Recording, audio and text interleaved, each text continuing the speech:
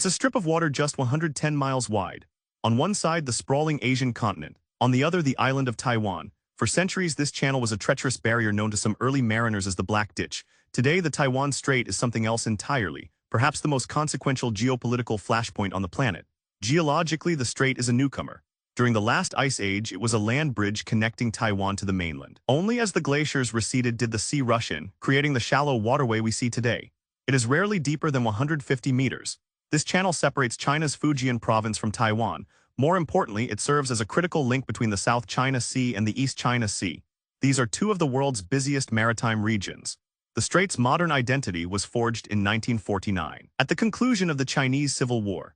As Mao Zedong's forces took control of the mainland, Chiang Kai-shek's nationalists retreated across the water. The strait transformed almost overnight. It went from a provincial waterway into a heavily militarized frontier. It became the final line of separation between two rival governments. Each of these governments claimed to be the legitimate ruler of all of China. To prevent this Cold War from turning hot, an American Air Force general named Benjamin O. Davis Jr. drew a line down the middle of the strait in 1955. This median line was never an official, legally binding border. It was a practical solution, a tacit understanding designed to keep the two sides' military forces at a safe distance from one another. For decades, it largely worked. While punctuated by major crises, a fragile stability held. The line was a buffer. That stability is now a memory. In recent years, Beijing has begun to systematically disregard that invisible line. Chinese warplanes and naval vessels now cross it with a regularity that was once unthinkable.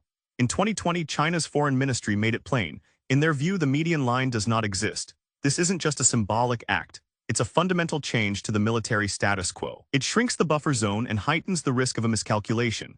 The dispute now extends from the air down into the water and the complex realm of international law. China has begun to assert that the term international waters does not apply to the Taiwan Strait, suggesting it has the right to regulate foreign military passage. The United States, along with allies like Australia and France, firmly rejects this position. They regularly send warships through the strait on freedom of navigation operations, asserting their right to transit what they consider a global commons. Each passage is a carefully measured action, and each is met with sharp condemnation from Beijing. The stakes are not just military. The Taiwan Strait is a vital artery for the global economy. It is the gateway used by ships of almost every kind on their way to and from the industrial powerhouses of Northeast Asia. Any disruption in this channel, whether from military conflict or a blockade, would send immediate shockwaves through global supply chains. The tension also plays out on a smaller scale, with frequent standoffs between Taiwan's Coast Guard and Chinese vessels accused of illegally fishing and dredging sand in Taiwanese waters.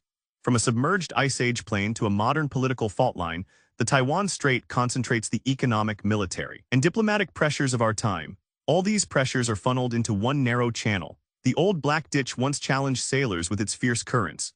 Today, it challenges the world with a far more complex and perilous question: how to navigate the currents of a global power, how to secure the future of a democratic island, and how to maintain the precarious peace that hangs in the balance.